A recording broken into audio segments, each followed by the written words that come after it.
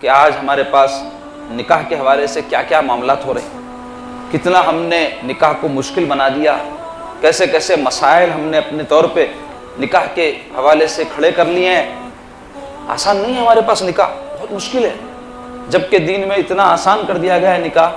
2 بول ہیں، ایجاب و قبول جس کو کہتے ہیں، بس اس سے 2 گواہوں کے سامنے یہ بول ہو جائیں تو نکاح ہو جاتا، بس یہی ہے اصل کارروائی تو نکاح کی۔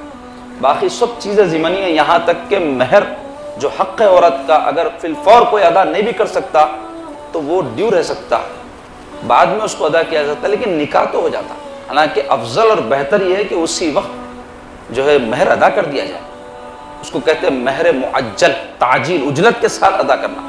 دوسری ایک قسم ہے مہر کی، مہر موجل، ادھار بعد میں دیا جائے۔ اور اکثر ہم دیکھتے ہیں کہ ہمارے نوجوان شادیاں کرتے ہیں، وہ مہر موجل یعنی ادھار ہی رکھتے، اچھی بات نہیں ہے۔ وہ جو ادھار ہے نا وہ قرض ہے، یاد رکھو آپ۔ مہر کی حیثیت کیا ہے؟ جو ادا نہیں کیا گیا ہے، قرض کی ہے، قرض کی۔ شریعت میں جو قرض کے احکام ہے پورے اس پر آتے ہیں۔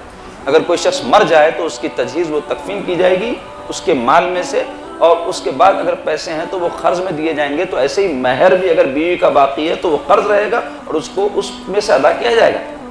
یہ احکام ہے شریعت کے، لوگ نہیں جانتے، اور کئی ایسے ہیں زبردستیاں کر کے معاف کرواتے، عجیب عجیب حرکتیں کرتے ہو بیچاری عورتوں کے ساتھ۔ اور ایک مزاج اس سے اسلام کا ہم کو یہ پتہ چلتا ہے کہ جب نکاح ہو، عقد ہو، شادی ہو تو مرد عورت کو کچھ دے کر شادی کرے، اس سے لے کر نہیں۔ یہ مزاج ہے شریعت کا، یہ مزاج ہے اسلام کا۔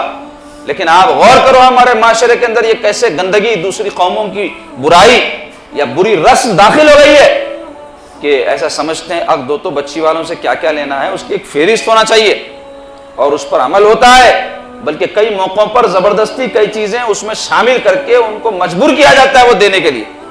خدا را یہ عادت، یہ نحوست چھوڑو۔ آغاز ہی جب خلاف سنت کام سے کسی کا ہوتا ہے تو پھر اس کی زندگیوں میں کبھی برکت نہیں آ سکتی۔ ہماری زندگیوں میں نحوست کی، شادی شدہ زندگیوں میں نحوست کی ایک بہت بڑی وجہ یہ بھی ہے۔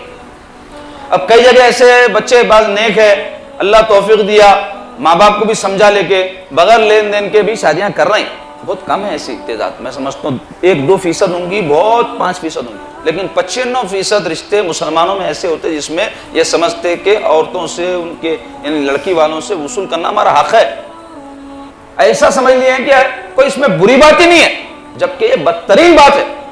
کئی بچیاں صرف اس وجہ سے گھروں میں بیٹھی ہوئی ان کی شادیاں نہیں ہو رہی، ان کے ماں باپ ان کا جہیز نہیں فراہم کر سک رہے، لڑکے والوں کے مطالبات پورے نہیں کر سک رہے۔ 3-3 4-4 بعض گھروں میں بچیاں ہوتی ہیں، 5-5 بھی ہوتی ہیں، ایک بچی کی شادی کر کے ماں باپ کی کمر ٹوٹ جاتی ہے، اور دوسری بچی کی شادی کا ان کے پاس انتظام نہیں ہو سکتا، جس سے بچیوں کی عمریں بڑھ رہی ہیں۔ اس کے نتیجے میں غیر مسلم بچوں کے ساتھ جو ہمارے بچیوں کے رابطے ہو رہے ہیں اور ان کے ساتھ ان کی شادیاں ہو رہی ہیں، اس کے ذمہ دار ہمارے معاشرے میں وہ لوگ ہیں جو اس قسم کے کام انجام دیتے ہیں۔ رشتوں کے بارے میں بہت بڑا مسئلہ ہے ہماری مسلم معاشرت کا، اور بے غیرتی اتنی ہے، لاکھ آپ سمجھاؤ ٹس سے مس نہیں ہوتے، وہی حال ہے۔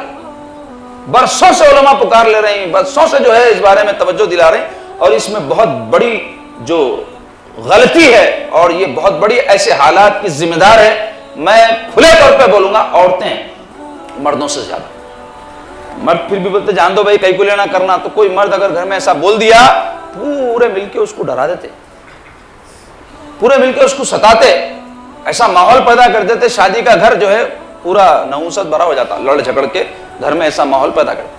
کہیں کو کیوں نہ لینا، وہ ان کے بچے کو اتنے دیے، ان کے بچے کو اتنے دیے، ان کے بچے کو اتنے دیے، تو ان کے بچے جوتے کھائیں گے قیامت کے دن، یا ان کے بچے اور دوسرے جو ہے دنیا میں نحوست کے ماحول میں جائیں گے، مبتلا ہو جائیں گے۔ تمہارا بچہ بھی ہونا، تو برائی تو نہیں چاہیں گے تم، مگر یہ کاموں سے برابر زندگی میں نحوست آتی۔ تو یہ بہت برا جو ہے معاملہ ہماری مسلم معاشرت میں داخل ہوا ہے، کیونکہ اسلام میں اس کا تصور ہی نہیں ہے۔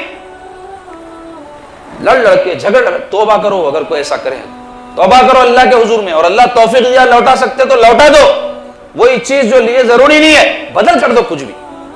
اور ایسے نوجوان جو لے چکے ہیں ان کو نہیں معلوم تھا، اللہ اگر توفیق دے دیا تو فوری جو ہے اپنے طور پہ، ماں باپ کو معلوم نہیں ہوا کوئی بات نہیں، خاموشی سے وہ بچی والوں کو جو ہے واپس کر دو۔